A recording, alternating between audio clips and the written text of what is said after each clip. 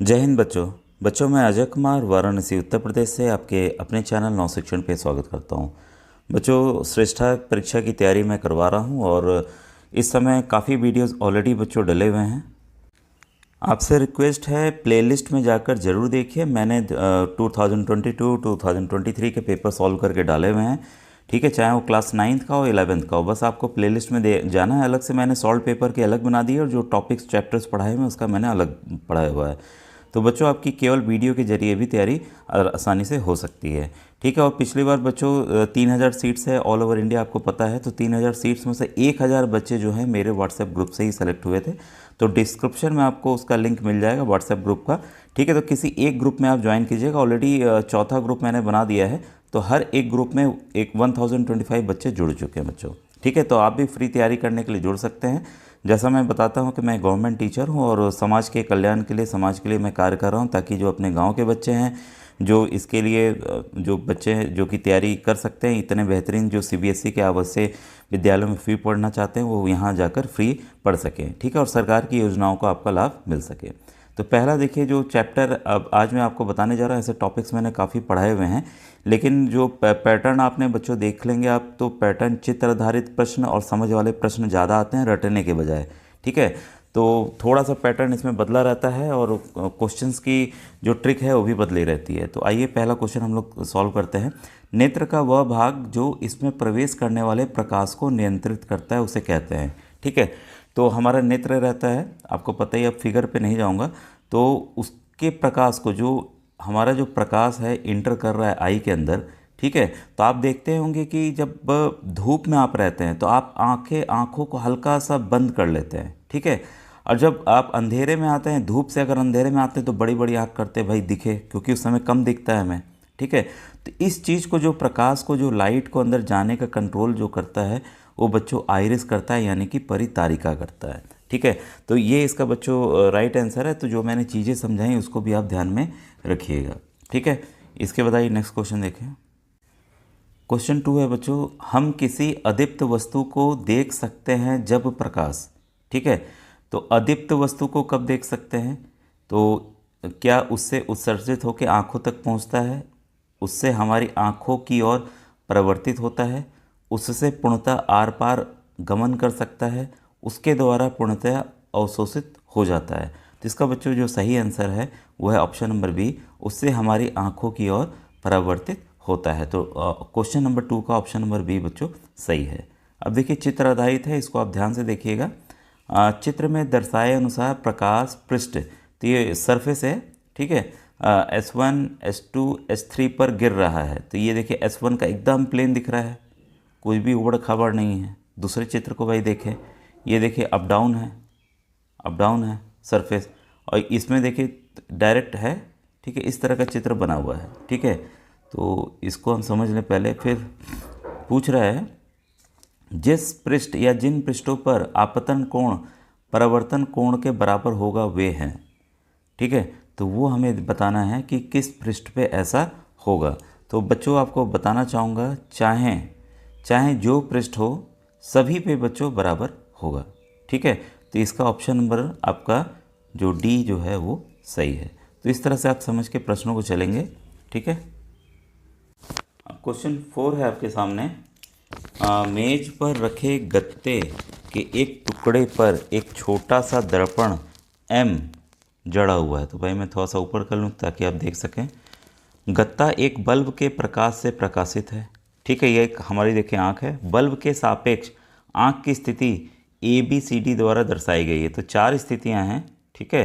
पहली स्थिति आपने देख ली, ठीक है, बल्ब है, ठीक है, और ये आँख है, ठीक है। और यहाँ पे देखिए थोड़ा सा और टेढ़ा हुआ, मतलब दूसरे वाले फिगर में थोड़ा सा टेढ़ा हुआ, ठीक है। तीसरे वाले फिगर में इधर से अब रे जा रही है, ठीक है, और चौथे वाले में इधर से जा रही है। तो आइए इसको समझें। चित्र ABCD में किस स्थिति में बल्ब दर्पण में दिखाई देगा, ठीक है। बल्ब जो है वह दर्पण में दिखाई देगा। तो इसके ऑप्शंस देख लें भाई 4 का, A B C या D। तो हम देख सकते हैं इस वाले पोजीशन में, देखिए बच्चों जो रिफ्लेक्ट होगी लाइट, आपको पता है कि अगर इंसिडेंट रे है तो यहाँ हमारा नॉर्मल बनता है, परपेंडिकुलर बनता है, और ये रे जो है वापस ऐसे जाती है। ठीक है, ये आपको पता है। ये एंगल जो है वो बराबर होता है। इस वाले केस में क्या है, अगर ये देखिए इसका नॉर्मल है तो ये जो एंगल है ये इस तरफ से जाएगा। ठीक है, वैसे ही इस वाले सवाल में देखिए, अगर ये इधर को आ रहा है, ठीक है, ये बल्ब है, तो इसका जो, क्योंकि रिफ्रैक्टेड रे ही बच्चों हमारे आँख के अंदर इमेज बनाएगा। ठीक है, तो ये ऐसे जाएगा। ठीक है, और इस वाले में अगर ये ऐसे है तो ये ऐसे जाएगा। ठीक है, तो आप देख सकते हैं कि किस पोजीशन में, ऑप्शन नंबर ए में ही केवल ऐसा हो रहा है कि आँख के द्वारा हमें वो बल्ब दिखेगा। ठीक है, तो इसका जो ऑप्शन नंबर ए है वो सही है। क्वेश्चन नंबर 5 है आपके सामने। इसमें है कि गत्ते के किसी टुकड़े में छोटा सा छिद्र पी किया हुआ है। भाई एक मिनट चित्र दिखा दें, आपको थोड़ा सा और छोटा कर दूं। छिद्र जो है यहाँ देखिए, गत्ता है, ये पी किया हुआ है यहाँ पर। ठीक है, छिद्र पी किया हुआ है। छिद्र को चित्र में दिखाए अनुसार एक टॉर्च द्वारा प्रकाशित किया जाता है। भाई टॉर्च यहाँ है, ये जलाया गया तो लाइट जाएगी जाएगी। ठीक है, छिद्र से निकलने वाली किरण किसी दर्पण पर गिरती है। भाई किसी दर्पण पे गिर रही है, अगर ऐसे आ रही है तो ऐसे जाएगी। ठीक है, तो क्लियर है। ठीक है, इसके बाद सवाल क्या है, आँख को किस बिंदु पर रखें जिससे कि सुराख को देखा जा सकता है। ठीक है, तो यहाँ पूछ रहा है किस बिंदु पे रखना है। तो अब हमें कुछ नहीं करना है, इस रेखा को जैसे मैंने बताया था अन्य प्रश्नों में, ये ऐसे आ रही है। ठीक है, तो भाई जितना ये कोण बना रहा है उतना ही कोण यहाँ पर भी ये बनाएगा। ठीक है, देखिए बराबर दिख रहा होगा आपको। ठीक है, अगर हम यहाँ करते हैं तो ये देखिए छोटा हो जाएगा। ठीक है, और ये तो सीधा ही है, अगर रे ऐसे आ रही है तो उतने ही कोण से वो रिफ्लेक्ट भी होगी। ठीक है, तो पोजीशन ए में ही ऐसा हो रहा है। तो ऐसे समझ वाले आपके प्रश्न आएंगे, तो इसका ऑप्शन नंबर बच्चों ए सही है। और ये देखिए काफ़ी बच्चों ये वाला बेहतरीन सवाल है, इससे आप बहुत कुछ सीखेंगे क्योंकि इसमें मैथ्स भी इन्वॉल्व है हमारा। ठीक है, सवाल आपके सामने है, चित्र में दर्शाए अनुसार दो दर्पण ए और बी, देखिए ये है आपका मिरर ए और ये है आपका मिरर बी। ठीक है, एक दूसरे के लंबवत रखें, तो भाई परपेंडिकुलर रखें, इसलिए देखिए यहाँ 90 डिग्री बन रहा है। ठीक है, इसके बाद है दर्पण ए पर प्रकाश की कोई किरण 25 डिग्री के कोण से आपतित है। अब देखिए एंगल ऑफ इंसिडेंस, आपतित कोण है वो 25 डिग्री है। तो भाई आपको पता है अगर रेखा जाएगी तो ये भी तो 25 डिग्री जाएगी। ठीक है, क्योंकि angle of reflection, angle of incidence is equal to angle of reflection.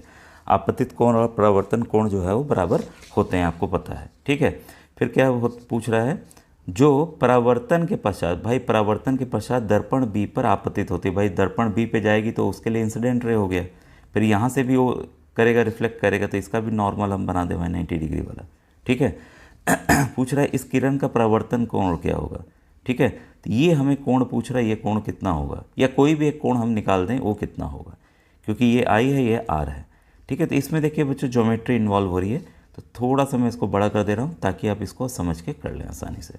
और ये काफ़ी अच्छा प्रश्न है, और वीडियो देख के बच्चों ज़रूर लिखा कीजिए आपको समझ में आ रहा है कि नहीं आ रहा है।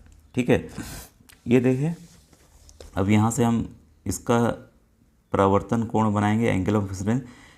जिन बच्चों को नहीं समझ में आएगा वो और वीडियोज़ हैं लाइट के प्लेलिस्ट से जाकर देख लेंगे। NMMS वाले जो वीडियोज़ हैं उसको भी आप देखेंगे, वो भी पूरे आपके काम का ही, आपके ही लेवल का है।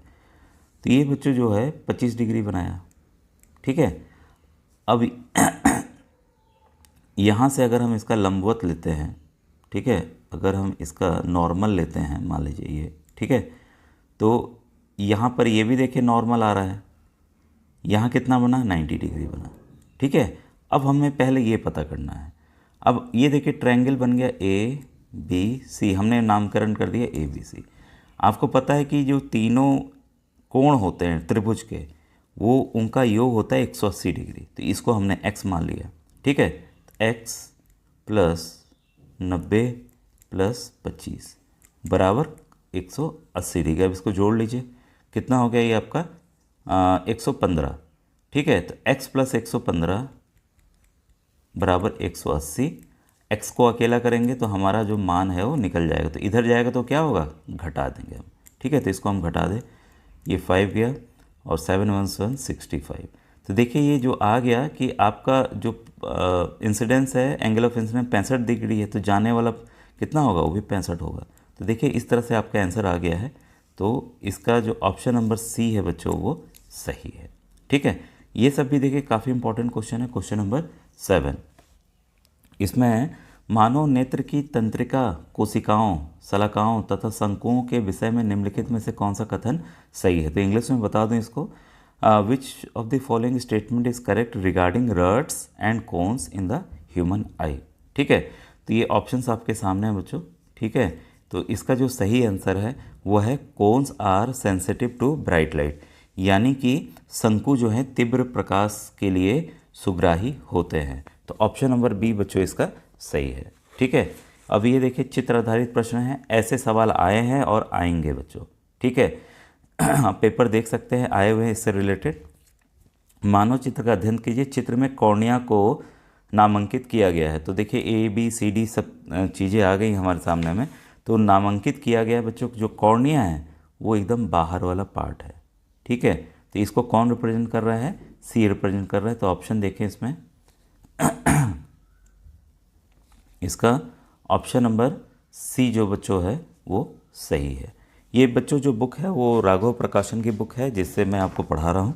तो ये ऑनलाइन प्लेटफॉर्म फ्लिपकार्ट वगैरह पे भी उपलब्ध है, और उत्तर प्रदेश के जो बच्चे हैं वो उनको अपने शहर की दुकानों पे जो मुख्य दुकानें हैं वहाँ मिल जाएंगे। ठीक है बच्चों, ये था आज का important video. Thank you very much.